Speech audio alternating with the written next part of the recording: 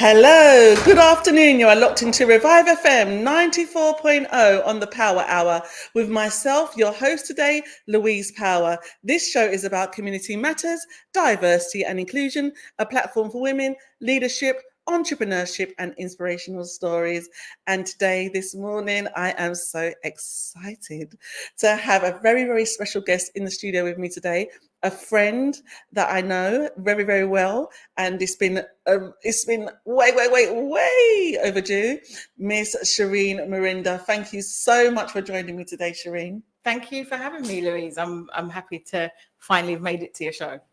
Thank you, Shereen. Shereen is a real estate executive, as well as a singer, songwriter, author, producer, loads of hats. So today, Shereen is going to be blessing us with her story, talking to us about her journey, her backstory, and really just giving us those golden gems and inspiring us with what it is that's been going on. So, Shereen's here, right? Shereen's from living in Domrep, Yeah.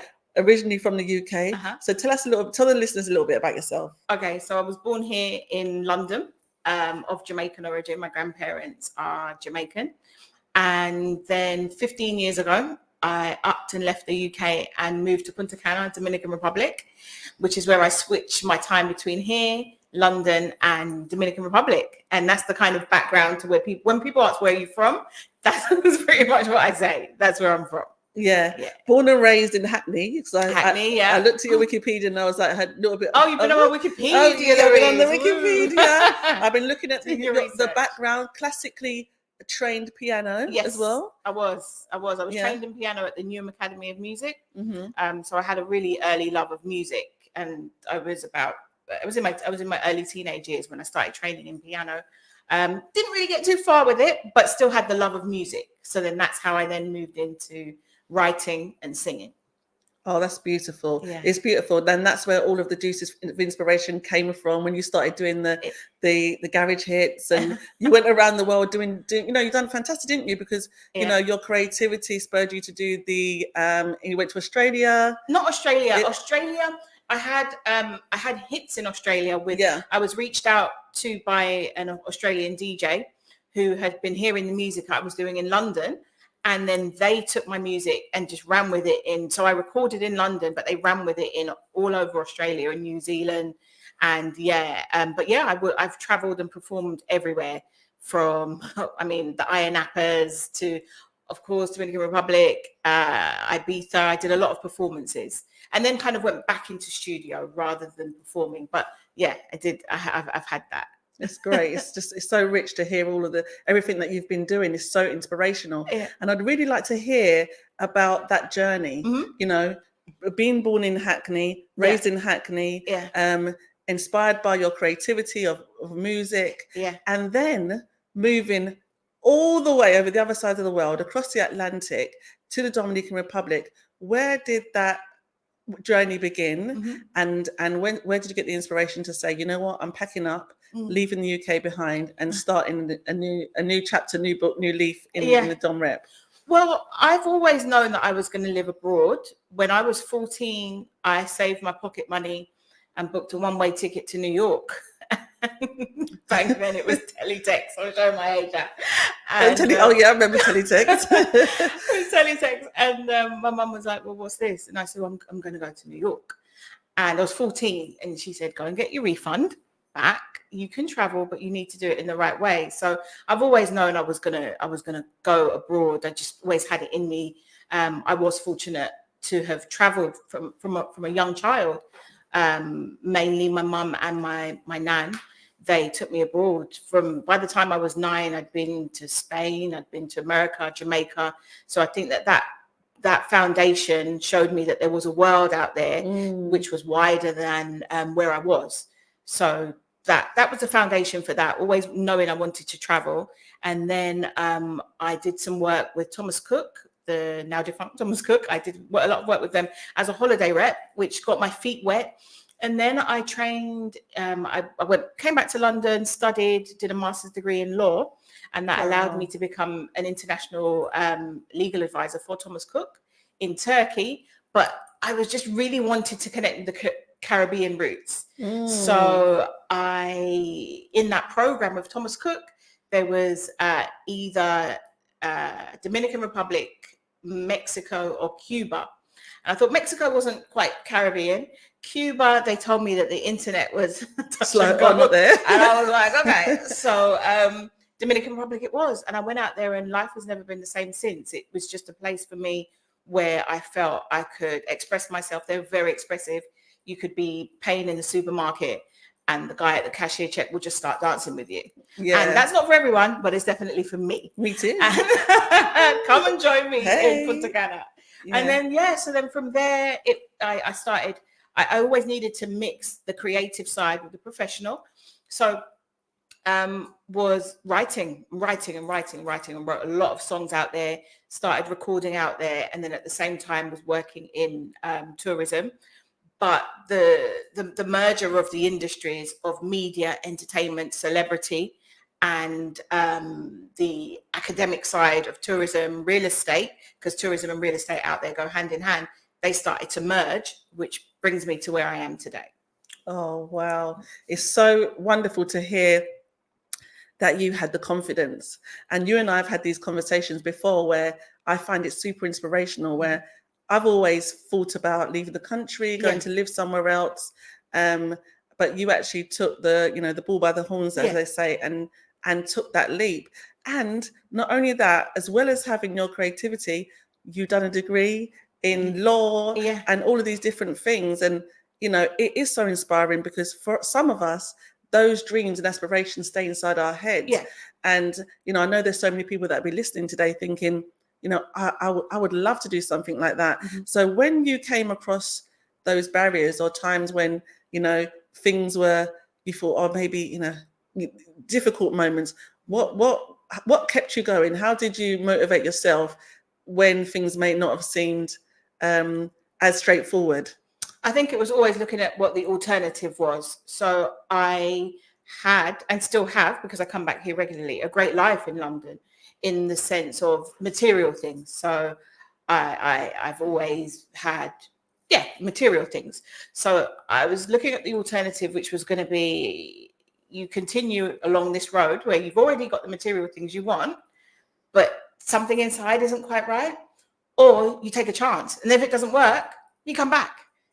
But you're not going to lose anything from taking that leap of faith.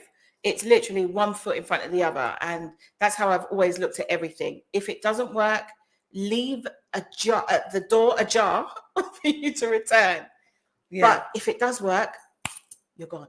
That's it. It's always worth trying. So you know what? Nothing ventured, nothing gained. Yeah. And I always say to my son, you never lose, you always learn. Yeah. Exactly. Right? So I really love those gems that you're sharing with us.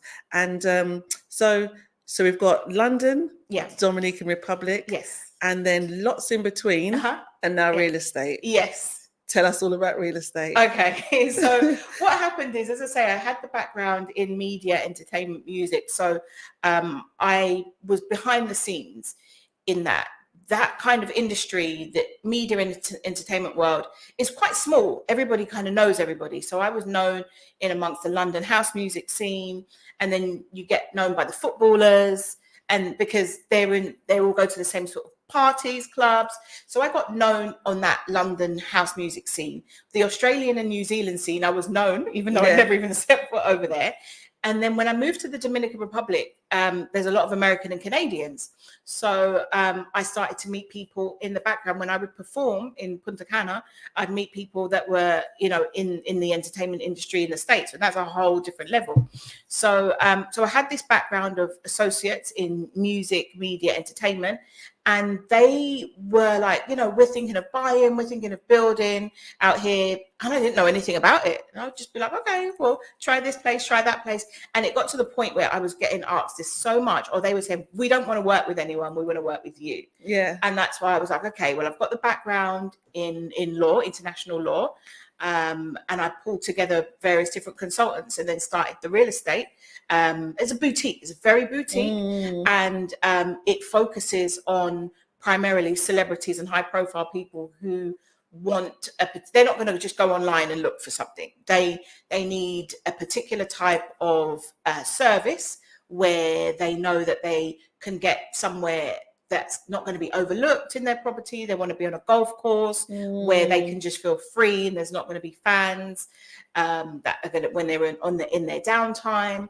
And then from there, that's where it all kind of got together. And I have a great roster of celebrities. I've seen Dexter Daps. I've seen Steve Harvey. I'm looking at your social media and I'm like, wow, this is. I just want to just jump inside the social media screen because I'm like, this is absolutely awesome. And we have to remember, guys, everybody listening, that this is somebody that, born and raised in Hackney, had this, we say it takes the faith of a mustard seed, had these dreams, aspirations, told her mum that she was going to go to New York using teletext.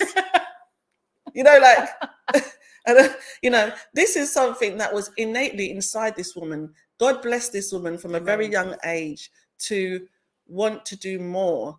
She had this big dream to fulfill so much in the world. And that is why I love talking to Shereen and hearing about everything that she's been doing, because it's so much bigger than her in the sense that there's so much to share. And then New York, and then going on to Dominican Republic and everything else. And, these celebrities that you've been communicating with, how, it takes a big transition, doesn't it? From sort of like just, I guess kind of communication with the regular individual and in real estate to be able to then grow the confidentiality and trust of celebrities and things like that. And I could tell that you're good at that because you said they always want you. Yeah, I was getting that a lot. So in the beginning, I was referring them to people who had more experience in real estate, and it was like 3 or 4 times they would come back, and or they would come back via their assistant, and then their assistant was no longer in the picture; it was them, and so it just got to the point where they speak to one another as well. They're like, okay, we are going on vacation, as the Americans call it. We're going on a vacation with 10 of NBA players. They don't want that information out that these 10 NBA players are going to be in this villa. So, okay, I would deal with that as a short-term vacation. Or it could be somebody who is in a popular TV series in the States. Obviously, I can't say names. And they want to build a property on the beach. So they'll come to me and they'll know that it's all going to be handled, confidentiality, and that whole aspect of them not needing to be there is going to be taken care of for them. And it's just, they say, I don't know if you've heard of Jacob the jeweler. Yeah. So Jacob's your jeweler and I'm your realtor. Hey, wait, Jacob the jeweler, we need to be atting you in this, so you can connect partnerships and all of that. This is what it's all about. The Power Hour is all about connections, growing connections, and everything else. So, I was just going to ask you actually, what do you love most about your job? You kind of answered lifestyle. The lifestyle, Louise. I cannot. You never know what's gonna. I could be here sat with you right now, and then I'll check my phone, and somebody has asked us to go to another island in the Caribbean, because we are based in Dominican Republic, but we offer services across the Caribbean. And they're like, okay, can you show a property for X celebrity tomorrow? And then I'm going to jump on that plane and I'm going to go and I'm going to do that. And I might come back to London, or I might stay out there for a few days. And I have a son, and my son, he's 8, Gabriel. He's here.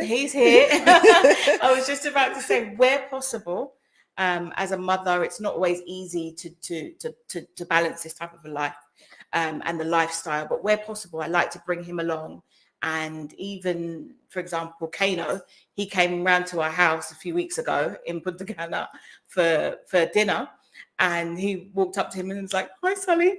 And so, these are memories that he's going to have growing up. So very much it's about lifestyle and incorporating my motherhood into that lifestyle as well. Yeah, most definitely. As you're talking, all of my brain is just ticking, because having my son as well. I understand what that's like. And, part of my show is also a platform for women. So I love being able to talk about and inspire women, most especially those that are juggling their career and motherhood and then the other 10,000 hats. So sort of like the realness is, at times, it isn't easy. And people will not really understand how much it takes to be able to juggle all of that. And so, what are some of the things that for you, like in terms of like how you've been able to, kind of overcome the balancing act, really, of whether that's through like support through family and friends that have helped you, or just the way that, we know it is when you're, an entrepreneur and you're a mum and, the whole work-life balance, and then and then the self-care. Yeah. Because I always think that sometimes that comes a bit lost for us. Yeah. And I think you already kind of partly answered it in the sense of it's having the right people around you. And there's absolutely nothing that I've done or that I'm continuing to do now that would be possible if I didn't have the right support team around me. And that is friends and family. I put an investment into my friendships and my families of my time, my love, my energy, and they put that investment of time, love, and energy back into me. And those things are good for your soul. Those things are good for everything around you. If you know that you haven't got the stress, for example, it's just a random example, the stress of not knowing who is going to look after your child. But if you need to go away for 2 days, if you know that he's already going to be at home in a loving, supportive environment, whether that is okay because he's just going to be at home with his dad, or whether that is going to be because not only is he going to be at home with his dad, but he's also going to be in a position where some of the other activities that he might do with other people can still continue on. You need to have the right support around you. I'm not a one man band. Yeah. You know what I mean? Not a one man band, and none of the things I could have done, none of the things I've done could have been possible without that right support. I did already mention my mum and my nan, and they've been the biggest, supporters. Anything that I do, I send it over to my mum. Mum, what do you think? And she's very intelligent. She gives a kind of intelligent. I'm much more out there, like, hey, let's go. And sometimes she's just like, ooh, And my nan was somebody who was very much more of an emotional connection to me in terms of making sure that that awareness is there, but kind of wrapped up. And so between getting that right balance, that's always kept me grounded. But then the day-to-day of even, I have support at home, and a lot of people find it a bit controversial, but I do have support at home. I have a lady that comes in and stays with us, which does give me that extra support, because at the times there are just day-to-day things like housework that takes many hours out of your week, and those hours can be used to be spent with my son or to be honing my creativity. So I know it is a controversial topic about having support in the house, but I have it and I love it. I'm sorry, but if you can afford support, get support. Even if, however that support comes, whether it comes through friends or family, or living abroad, which means you don't have your friends and family in the same country, and then you have to pay somebody for that support. As long as that support is safe and loving, I think it's important, because one of the things I say is that we don't need to be strong all the time. That's it. And as Black women, it's either self-imposed or objectified that we must be strong all the time. And we can be, but it doesn't need to be all the time. Exactly. there needs to be some times where we just like take off the cape and just be a woman. Just be yourself, exactly, and just have some, just be able to balance it out, and so that you can, do the things that you need to do, make space for the things you need to do. And talking about making space for the things you need to do, there is something else that you do, which is very admirable. And you've spoken to me about your work in the community. Again, very inspirational. So we love you if you can share a little bit of that with the listeners in terms of your outreach work, because as much as you've got your entrepreneurship, real estate, all about Shereen brand. Everyone loves Shereen. Everybody loves Shereen. That's Sorry. what they say. Yeah, everybody loves Shereen. you also do a lot of work in the community as well. I do, yes. So the Lynette Walker Foundation is a foundation that was set up in early 2023, and it's in memory of my nan, who I've mentioned. And what it does is we link with the church in Hackney, and what we do is we do a lot of outreach work for community, mainly children. It's open to everybody, but it's mainly children who might not necessarily be able to do some of the things that we're offering for them. So, for example, last week we sent a coach full of people to Brighton Beach, and they enjoyed the beach. A lot of these kids have never even been to a beach before. And so this is an experience that's their first, that they'll remember forever, the first time they went to a beach. We sent them camping. It's a half-term holiday or 6-week holiday. And the kids get bored. The parents get stressed. So it's nice for them to be able to have that break. So they went camping. When it was, bonfire night, we did a lot of bonfire things for them, all these different activities. And there's various different activities that we do, which are day-to-day like that. But also the plan is for children, young people who want to do something that, again, they might not have economically been able to do, we'll sponsor them. So it might be a young man who wants to be a barber, but he can't afford the course. And that's something that we'll look into, and we'll sponsor that course for him so that he can become a barber. And these are things that I've put into the Lynette Walker Foundation in memory of my nan, because she was very active in the church, very active with young people. We found out afterwards that she was teaching children to read. Wow. We didn't know. There were so many things. She would organize these beach trips. She would organize all of that. So it was one aspect of keeping her memory alive, but it was also in continuing her work. This is what she was doing. If somebody knocked on her door, she would let them in, and they would be fed and they would be watered before they left the house. And if anything that they needed that she couldn't get, she would make sure she found a way to get it for them. And I've just heard I knew that, but I heard so many stories about that. And I was like, that legacy, I need to be able to continue. So that is a way of giving back, and also a way of continuing the legacy, as I say. I wish that I could have met your nan, because she sounds like an incredible person. Incredible. And that's when you get your incredibleness, and your mum gets her incredibleness, because, my condolences as well for you. I know that, your nan meant so much. Yeah. And still means so much to you. And the Lynette Walker Foundation, and I'd really like afterwards, I'll share about that as well, and how people can connect and things like that is so important, isn't it? That, like you said, going off to trips and things like that, and your community work is so important. It's just another part of everybody loves Shereen and what you do. So thank you so much for sharing that, because when we lose people and we share things, it can be quite emotive, because it's real, and it's our family that we love and we're connected with. And your nan just sounds like a very, very, very special person. Yeah, very much so. Yeah, so I can see when we're talking about what keeps you going. Yeah. It's forever. It's forever. It's forever. It's forever. And that's it. Well, I know that there's been some exciting things happening. Here she goes. In your life. Tell me what you want me to tell you. Well, and the thing was, right, we spoke on the phone, right? I'm going to tell it as it is. Yeah. And Shereen started to tell me, you don't know, do you? And I was like, no, what's happening? You don't know.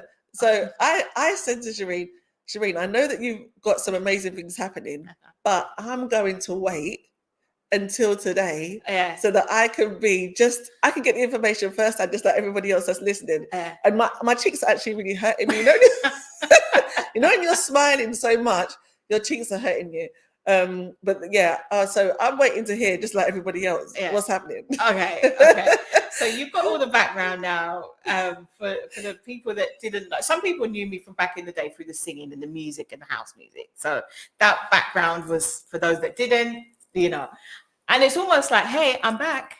And so we're filming.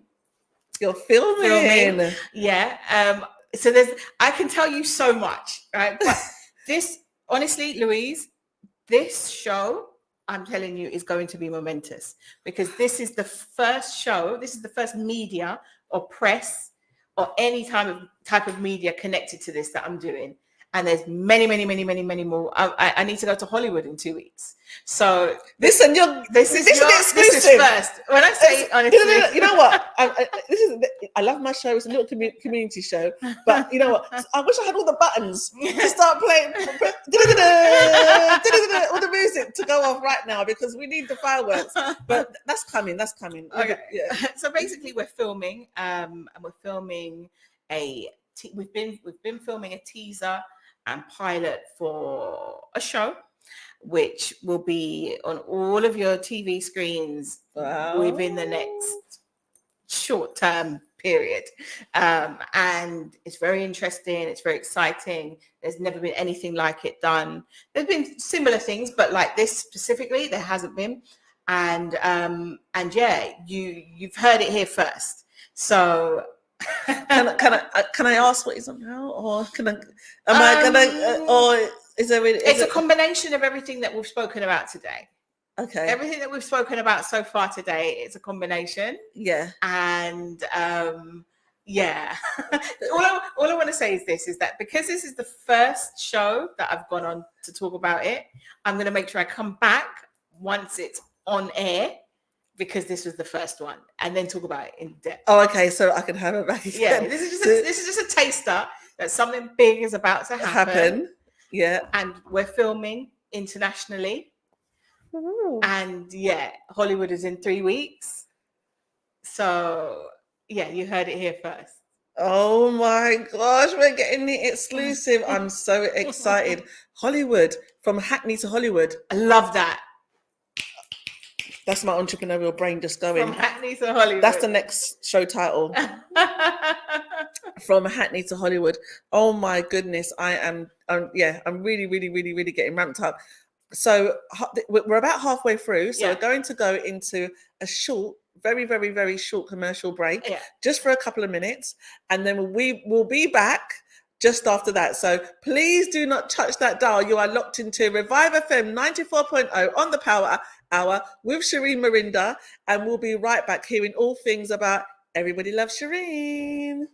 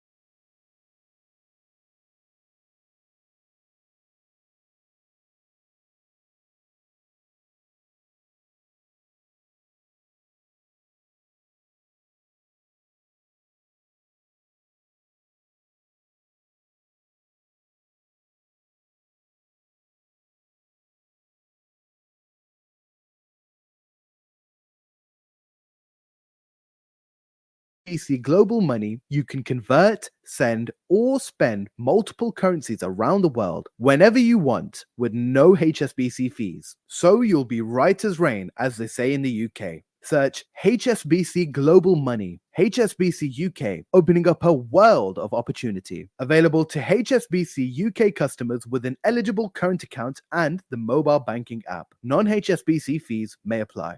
Nikah, talaq, counseling on matrimonial disputes, Islamic wills, Islamic law of inheritance, or an Islamic verdict on any other issue.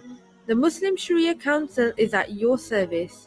We provide official certification, and our experienced and highly qualified imams are available to provide you with guidance when needed. MQI London is based at 292 to 296 Romford Road, Forest Gate. We are open from Monday to Friday, 2 to 4 p.m. Or alternatively, call us now on 0208 257 1786. Revive FM 94.0. On the radio. on your mobile. And online.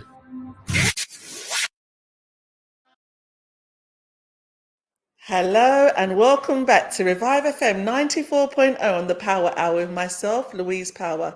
This show is about community matters, diversity and inclusion, a platform for women, leadership, entrepreneurship and inspirational stories. And just before the break, I introduced my wonderful, wonderful guest, Shereen Miranda. I was saying her surname completely wrong, and I must say publicly, I am so sorry. It's fine. I am It's so fine. sorry. It's part of my first name. I was actually born Miranda Shereen and then switched it to Shereen Miranda. Oh my God! Honestly, I'm like, no, this is. I'm so sorry. So yeah, I'm not gonna get her name wrong again. I was like, what? You're saying it like the drink. I was like, oh my You've God. known me for 20 years, Louise. What's going on? I was like, no, what? I'm so sorry, darling. Honestly. So yeah, Shereen has blessed us today talking about her journey. You know, from Hackney. Well, now it's from Hackney to Hollywood. That's going to be the next time, the next time that we're together, because Shereen is going to be doing some awesome things in Hollywood. It's one of a kind. It's a show that we don't know the details yet, but we know it's going to be very, very, very big. And you know, just telling us about her background, her backstory. You know, being born and raised in Hackney, and then you know, having a musical career, creativity, you know, outreach work from the Lynn F. Walker Foundation. And after sadly the loss of her wonderful nan. So you shared so much with us. Yeah. And I hope I've given you a good summary of some of the things that we've spoken about already.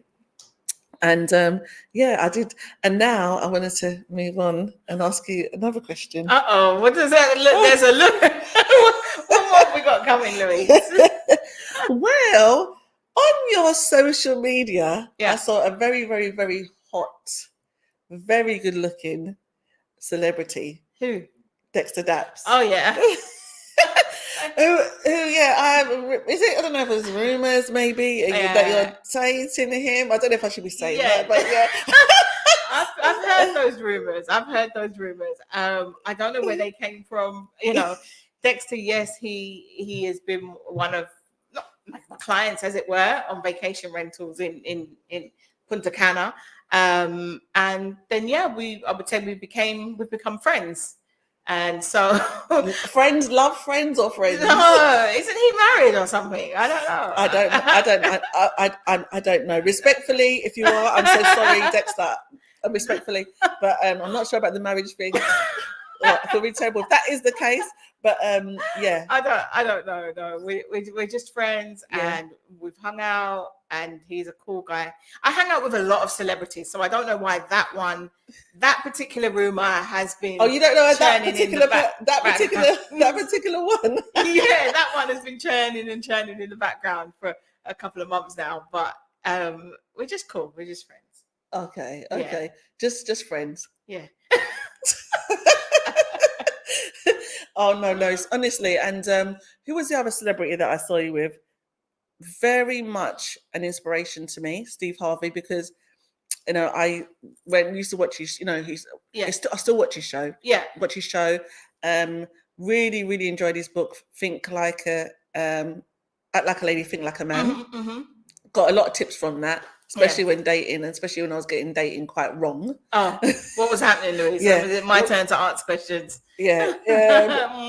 Just things like, you know, one of Steve's tips was about not treating a boyfriend like a husband, giving a boyfriend husband privileges. Yeah. And I think I really learned from that, because actually, you know, it's sort of like a man kind of assuming that everything we're you know, complacency. We're good. We're here, and it stops here. Yeah. And actually we're not aspiring for more, and actually no, the woman isn't aspiring for more. So yeah, what's Steve like on a normal day? Well, so I was actually working with Steve's stepdaughter, not him directly. Yeah. So in terms of Steve, I've worked with him and his brand in the tourism in Punta Cana. He had a festival called Sand and Soul Festival. So I worked with him in the logistics behind the scenes of that with Hard Rock Hotel. But then with regards to real estate, it was his stepdaughter that built a property with me. They built a villa with me on the golf course. And so that was a process of, as it wasn't directly with him, it was you still have to obviously understand the boundaries of confidentiality and people understanding who you're working with at the time. But yeah, it's a case of understanding that you are dealing with people who know what they want. They travel a lot. They stay in nice properties.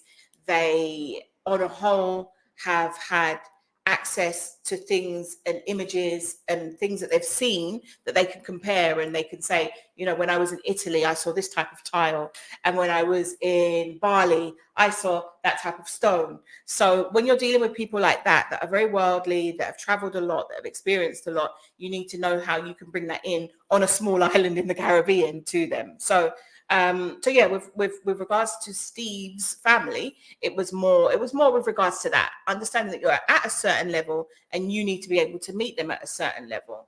And then when they're on their downtime, they're on their downtime. Yeah, it's not pictures and selfies. It's not that. No. I know that my cousin Jamal, he's like a celebrity, and a few people that I know that have that celebrity status.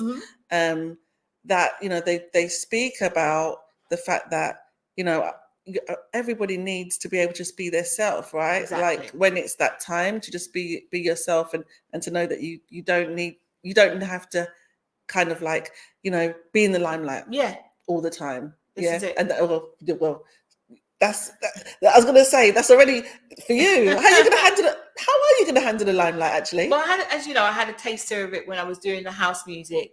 And with what we've been filming, with what we're about to do, it's going to explode again, but on a very different level, on a much more international level. And I think the best thing that I can advise myself, I think, is to not lose sight of everything around me. And so where we've got this tagline, Hackney to Hollywood, be as respectful of Hackney as I will of Hollywood. Love it. And this is, I've seen this with some of the high profile people I've worked with. It's almost like you do need to be able to disconnect, because you have stepped up and you have done all of these things, but you need to also, which I've learned from another person, another artist, a Jamaican artist, who he told me a story which is very interesting. He said to me that there was somebody in his community that he bought a house for, just a small house, because the man had been going from place to place and was of no fixed abode. Bought a small house for him. The house was still in the artist's name, and this person sadly decided to sell drugs from the house. And obviously this artist's name was attached to it and caused a lot of problems. And what he said to me is, because he knows what I'm doing with regards to the filming and what's about to happen, and he said to me, one piece of advice is that when you get to a certain level in the public eye, you need to know how to help from afar. Yeah. And you need to know how to be there, but from afar. And he said to me, once you get that balance right, you'll be fine, because people get it, they get it confused. They think they still need to be where they once were, or they think they need to cut off completely. And he said, really focus on that. So that's what I'm trying to do moving forward. I love that. It's finding the balance, isn't it? Between still supporting people and being engaged with the community that you come from, but also understanding that you're building a new community career, and then how to kind of get that right. So I actually feel a bit empathy for celebrities when you say it like that, because I think it must get not good life, Louise. Let's not get the violins out here. It's like, so and when you was talking about communicating with Yeah. people, Mhm. such as Steve's daughter and other people. Yeah. I was thinking, and then actually like being the bridge as well in some instances between people that are professionals in dom rep, Mhm. and I was thinking about the fact that they speak Spanish, Yeah. and your first language is English. Uh-huh. So I was going to be like, because I've asked you on more than one occasion, how did you learn the Spanish in such a way that you're able to communicate? And then we've got to get a little bit, you to say a few things in Spanish. Of course. Well, it's a funny story in that I had an assistant, and one day, obviously she's my assistant, so she may not have had the confidence to tell me, but she said, can we talk about something? It's the way you speak Spanish. And she said that, when we're in meetings, when we're in boardroom meetings, you speak Spanish like you're on the streets. And I was so embarrassed because I had learned on the streets. I had learned when I was out and about, or if a plumber needed to come around to do something, I'm just picking up words from them. I'm picking up the accent out and about, much more local, as my London accent is very local. And she said, I need to teach you business Spanish. So I'm glad she corporate did. Spanish. Yeah. Corporate level Spanish. I'm glad she did. And things are different now in that, you can just throw on Netflix and have Spanish subtitles on in the background, or vice versa, have it dubbed in Spanish with English subtitles, and you'll pick up. But I learned what they say en la calle, which means in the streets. En la calle. And how long did it take you to learn? A long time, because I had no desire to, in a place like in Punta Cana, where it's a lot of expats, it's very international. You don't have that push to learn because they want to speak English. So it took me a long time. I would say 4 years. Yeah, about 4, even 5 years. Yeah, I can imagine what that's like. Now you have so much things on technology where I think I've seen it where you can speak English into it, and then and it will come out speaking Spanish. And then you've also got the scanner ones where you just put your phone over the words like on a menu and stuff, and it will pop up in Spanish. But everything is international now. We're here in London on this radio show, and I know that there are people listening to this in Dominican Republic, in America, in Canada. A lot of my followers, shall we say, are all over the world listening to this right now. I can see them popping up on the social media. So that we're a lot, the world is a lot smaller than it once was. And that then brings us right back to what you said about the beginning, whereas just take a leap. If there's one thing I'll say on this show today, and if there's anyone listening that is hesitating about making a move, make the move, but leave where you are ajar.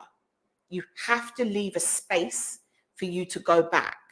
And that's metaphorically, physically. There needs to be a space for you to go back if you need to. And that's not leaving your plans or desires in doubt. It just means anything can happen. And it's almost like a tiny little safety net. And the world is smaller now. Flights are quicker. Languages are easier to maneuver. There are many opportunities, and people talk about Brexit, for example. Okay, Brexit happened, so maybe you can't go and work in Europe as you once was, but the world is your oyster. There are other countries where you literally can apply for a working visa and it's with you in 30 days and you can go. That's so good. The world is your oyster. You heard it here first from Shereen Miranda. The world is your oyster. And at the moment we have Hackney to Hollywood. And I'd just like to ask you, talking about the world being your oyster, what's the future look like? Or what are the aspirations for the future for Shereen Miranda? What does that look like? What it looks like is I really want to tie everything back in now. So the media, entertainment, real estate, with what we're filming now, we know that because of the people that are behind it, it's going to be in a position where we are literally going to be in your front room. When you sit down after work and you turn on the TV, you're going to be able to see this show. So I want to use that as a platform to really grow what I'm doing. I really want you to know, if you're thinking about moving to the Caribbean or anything to do with the Caribbean, and you're an expat or you're somebody who has wherever you're from, and you want, and the Caribbean's wide. The Caribbean goes, I mean, we're talking anything from Haiti to the Bahamas, you know, and beyond. St. Lucia, but Barbados, all of them. If you're thinking of going to the Caribbean, I really would want you to think about me, what I do, and at a celebrity level, I want that to be out there. I want you to see the TV shows. I want you to see everything in the media. I want us to be able to put the Caribbean in the light that it should be. Not many people know, but it's more than just going to sit on a white sandy beach. Yeah, you know, it's more than Jamaica. It's more than Jamaica. I'm of Jamaican origin. I love Jamaica, but it's more than Jamaica. What the future looks like for me is that, you know, I really bring in this whole celebrity. Do you remember? What was that show called? There was Pimp My Ride, and then there were Cribs, MTV Cribs. Yeah. Almost like MTV Cribs, but for the Caribbean meets expats. I love it. And listen, I need to be coming to Dominican Republic. Come. You are welcome. The door's open. It's incredible, you know, what you have created, what you're still doing, how you're still doing it, learning languages, degrees, you know, your wonderful son, juggling everything. I just think that, you know, you're a true legend. Thank you. A true legend. A true East London legend. one definitely. And you know, in saying that, I would like to ask you. It's a question I ask everybody. It's my little fun fact question. Yeah. If you had to go back and speak to the younger Shereen Miranda, what would you say to her? Print your photos. Print your photos. Yeah. Right. And why would you tell her to print your photos? You know, we get so caught up with everything that's happening and everything that we're doing that we don't realize that that moment was golden. And there are many, many moments that I've lost my phone countless times, and I've lost thousands of photos and thousands of memories, and they're there in my brain, but they can't be passed on or looked back on. And print your photos is one that solidifies everything around you. Your photos are your record of your memories, your times, again, I've mentioned my nan a few times. I don't have any video with her. Oh, yeah. It was lost. So that's something that I could have passed on to my grandkids. So these things are all, it's about pausing, and the print your photos is more metaphoric, but it's about pausing and really realizing this is where I am. This is a good time. Okay. It might be that, as they say, cost of living, they say cause he lives, cost of living crisis. I'd heard that one before. Yeah, cause he lives. That's a verse. Come on, keep up. No, where's that one? I've heard some abbreviations, but that's a new one. Yeah, okay. It might be a cost of living crisis. It might be all of these things, but hang on, pause. Let me look at what's good. Let me look at what's nice. Let me look at what I enjoy today. Let me look at the fact that my son is 8 and not 18 or 28. And right now he does want to come to the radio show with mummy because he's excited, but he may not in 10 or 20 years time at all.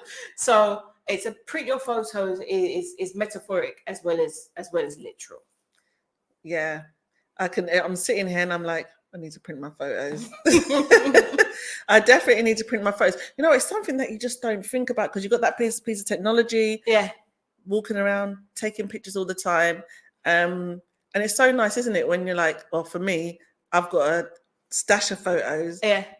But it's like, you have them in a bag somewhere, and then you got to go searching. But that was when you had to print them, and now we don't have to print them. We don't, and we should, and we really should. Yeah. I think there's definitely something in that actually about just making sure that we have our memories at hand, and it's not always what happens if we can't power it up one day. Whatever it is, we've got our stuff together. Yeah. So what's your plan? What's your plan for we've got. For the rest of the time you're here in the UK? I've got a week left. Here for Carnival? I'm not because I've got to get back to Dominican. And then, as I say, I'm flying out for some presentations over in Hollywood. But in the next week, family time, I'm going to have a family meal.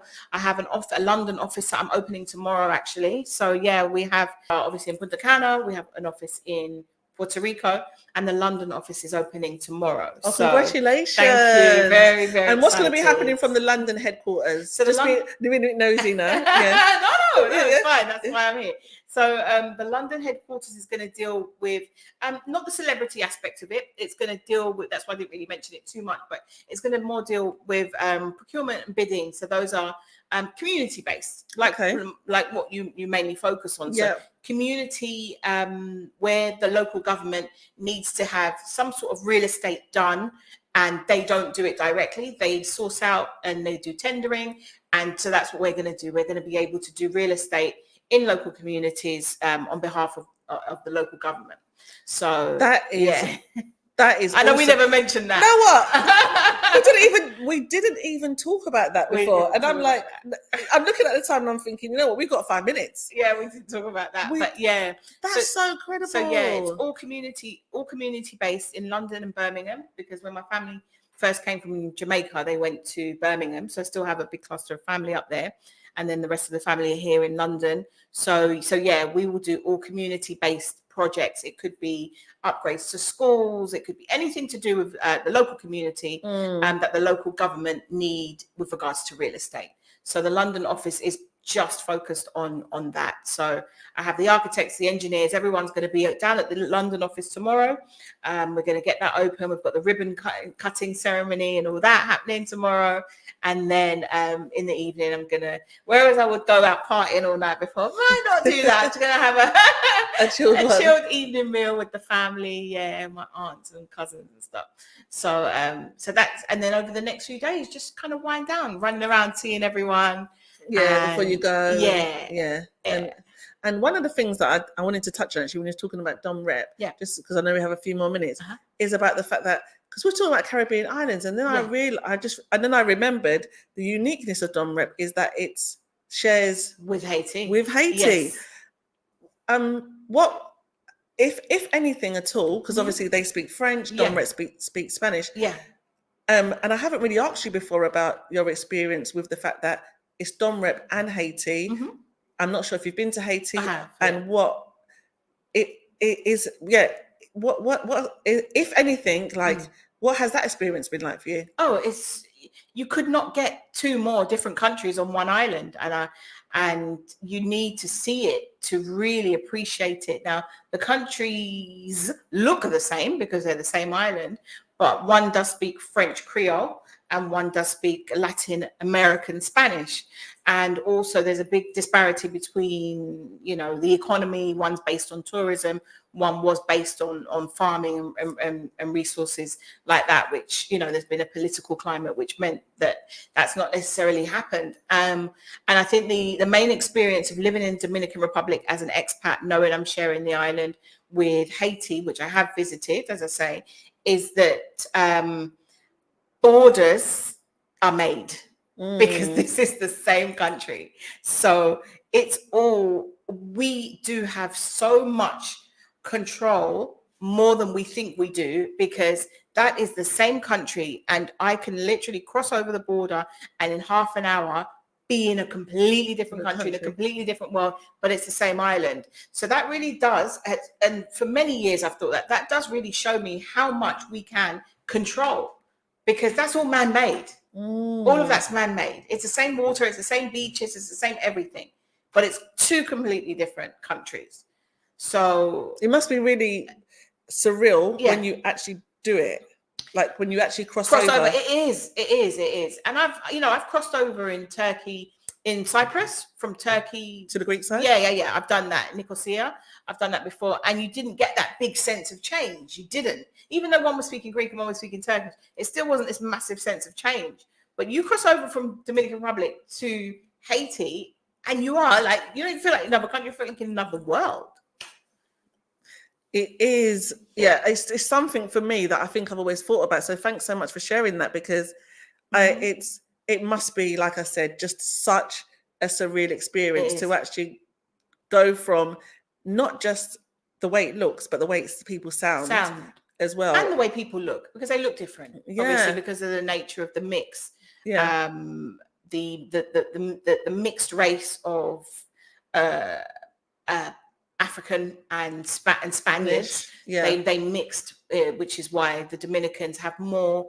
I think it's about 80% identify as mixed race. Okay. Whereas you've got about 80% of Haitians identify as of African descent, because there wasn't that mix with France. So yeah, when the political climate is much more stable, I would urge everyone, once it's stable, to visit both. Once you come to the Dominican, go over to Haiti, go over to that side, because it has a very rich history as well. It has a very rich history. First Black Republic in the world, very pioneering, very pioneering place. But many people are aware that it's not stable right now due to internal conflicts. So once that's stable, definitely head out there. Yeah. Well, we are coming to the end of the show, and I just want to say thank you.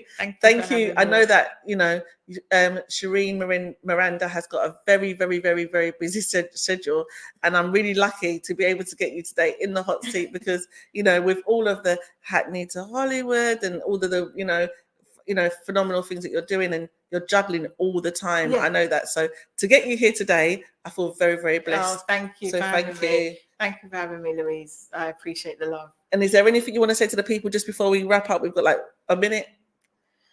Do it.